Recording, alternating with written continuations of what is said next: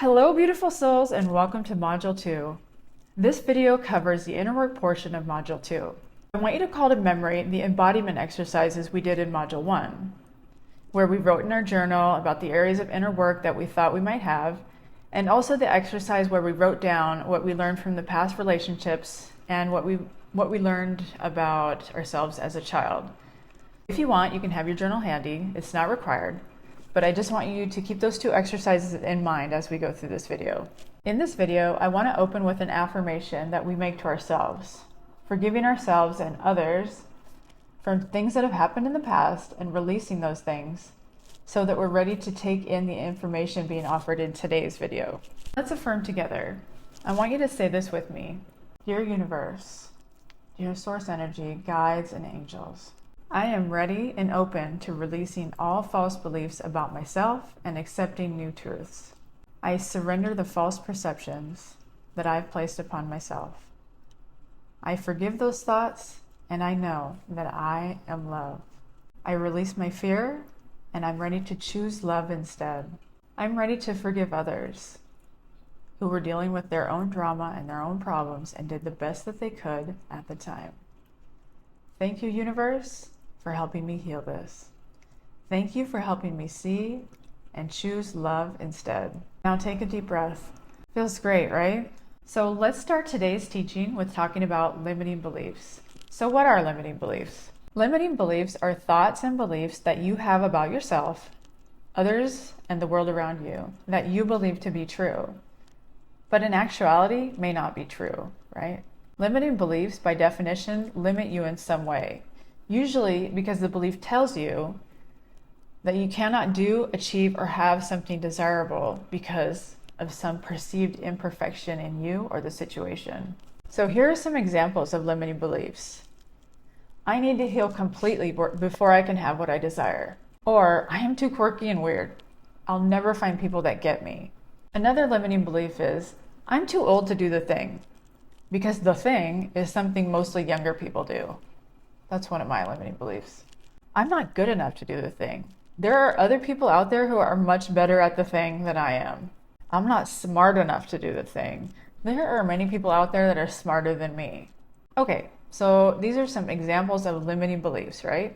So it's important to understand that limiting beliefs are usually things that you apply to yourself, but if you take an objective look, you don't apply them to others. For example, you might really, on a deep level, believe that you're too old to learn to play the guitar.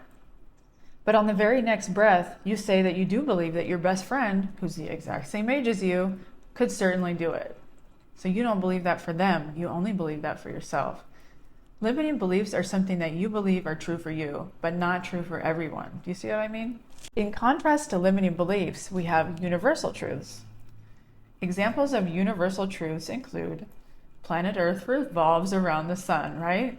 Or gravity holds objects to the ground. That applies to everyone and everything, right? Or humans need oxygen to breathe and stay alive. So that applies to all humans. It's universal truth. So it's easy to see the difference between limiting beliefs and universal truths. So if you say, it's impossible to find a partner after 40, that's a limiting belief. It's only true for a certain group of people that have that belief about themselves. Because I know plenty of people who found wonderful partners after the age of 40, right? A limiting belief limits you in some way. So I want you to start listening to the way that you talk to yourself and really listen to what your inner critic says and your self-talk. What is it saying? When you make a statement like, I can't because, or I am too this, or I am too that, ask yourself, is this really true? Is this a limiting belief or is this a universal truth? Is this statement that I'm making to myself empowering me or is it limiting me in some way? I want you to become super aware of how you talk to yourself and really identify those limiting beliefs. You will always notice a limiting belief because when you say it and when you think about it, it feels bad in your body. It will change your mood for the worse when you're having these beliefs about yourself. This is because that negative limiting belief is out of alignment with your higher self, who holds no such limiting belief about you. When you're out of alignment with your higher self, you're basically disagreeing with what your higher self believes about you. And that always feels bad. When you identify a belief that does not serve you, or makes you feel limited, I want you to ask yourself this question. Am I willing to see things in a new way from what I have in the past? So again, am I willing to see things in a new way from what I have in the past? You get to decide how protected the universe makes you feel. The thing is, on this planet, in this realm, we have free will. We're free to choose our life's path, and we're also so free that we are even free to choose bondage. And many people do choose bondage in the form of limiting beliefs. So decide today that the universe has your back, and guess what? It will. When I decided that it gets to be easy, and that the universe was on my side, that's what I saw. Now I notice all the good going on around me in my life. And all I had to do was to see things differently from how I did before. I'm not saying that I never see bad things anymore. It's just that I'm not noticing them as much, and I'm choosing not to dwell there, or not to live there, if you know what I mean. Those timelines are no longer a match to my vibration, so I'm following new, higher vibration timelines. So what do we do with those limiting beliefs? How do we work through them? What I want you to do right now is get out your journal and write down the limiting beliefs that you have, the ones that come to your mind from your inner critic. Now ask yourself, is this really true? Is this belief true for everyone? Or is it only true for me? Or am I making it true for me? Write down in your journal a way you can make it not true for you. And here's an example of what I mean. So let's say I believe that I'm fat, and I tell myself I can't lose weight. Losing weight is impossible, and I write that down in my journal. That's my limiting belief, right? Excuse me. Now I ask myself, is this true? Is this a universal truth? Is this true for everyone? Well, no. So I write that down too. Many people have lost weight. It happens every day, right? So now I find a way to make the statement positive, make it not a limiting belief. I write, I can lose weight. I've lost weight before, and I can do it again. I can get help losing weight from a doctor, a personal trainer. I can go to a weight loss organization. It doesn't have to be hard, and I don't need to suffer to do this. I can make different choices about what I eat. I can make different choices about my activity, and so on. And so what I do is I write a plan to get the desired outcome. It's likely that once you start writing down your limiting beliefs, your mind's going to come up with other limiting beliefs, right? So once you work on this one, other ones may come. For example, another belief might pop up that says, I don't have time to go to the meetings. I don't have time to go to the gym, or whatever. So you also need to work through those limiting beliefs the same way you work through the initial limiting belief. The point is, I want you to be aware of any limiting belief that you have and see how it's holding you back from living and feeling the way you want to feel. So closely watch how you talk to yourself and journal on those limiting beliefs. And I promise you, you will start to feel better. You will start to feel empowered. So here's another thing that you can do and try that I've found super helpful.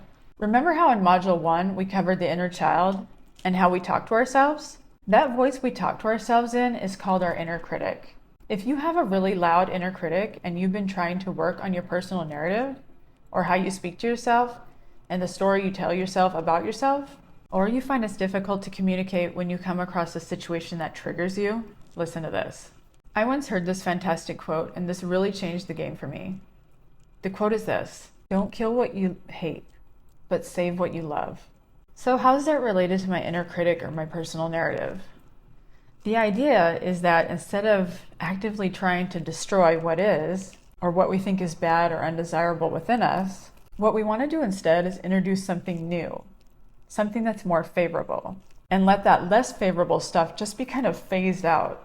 Okay, so let me give you some examples. Let's say that you do something unfavorable. Let's say you make a mistake and your inner critic is right on you. It's right there criticizing you. It's ready to just go off. It's saying, oh my God, you're just so stupid. How could you do that? I can't believe you did that. The natural thing to do here is to be like, oh my gosh, no, I'm not stupid. I don't want to think like this. I don't want to think like this. Leave me alone, inner critic. Instead, you can let the inner critic have its ugly little thought, and you can respond to your inner critic with something that is a little more pretty or positive. So when your inner critic calls you stupid, you're going to be like, okay, sure, but I'm also beautiful. I'm also amazing. Even my mistakes are amazing. If you can do this every time that you make a mistake, it's eventually going to rewire your brain. Your brain is going to start connecting or associating the criticisms of your inner critic with compliments that you make to yourself. Because your inner critic and your thoughts and your narrative are all intertwined, this new way of responding to your inner critic is going to spill over into the way you speak to yourself in general. That in turn will affect your interpersonal relationships too. You're not stupid, but let's be real. Many of the thoughts that you have are. So don't be offended. You are not your thoughts. Your thoughts are a product of a lot of prior programming. So we need to reprogram those thoughts, right? All you have to do is see the beauty in the world. Find one little thing that you like about yourself and respond to your inner critic with that. Find the beautiful aspect within yourself and stand in that. Express that. Don't kill what you hate. Save what you love. If you keep this up time after time, eventually the voice of the critic softens and fades away. So that concludes this video. Go ahead and take a look at the embodiment exercises below, and I'll see you in the next one. Bye.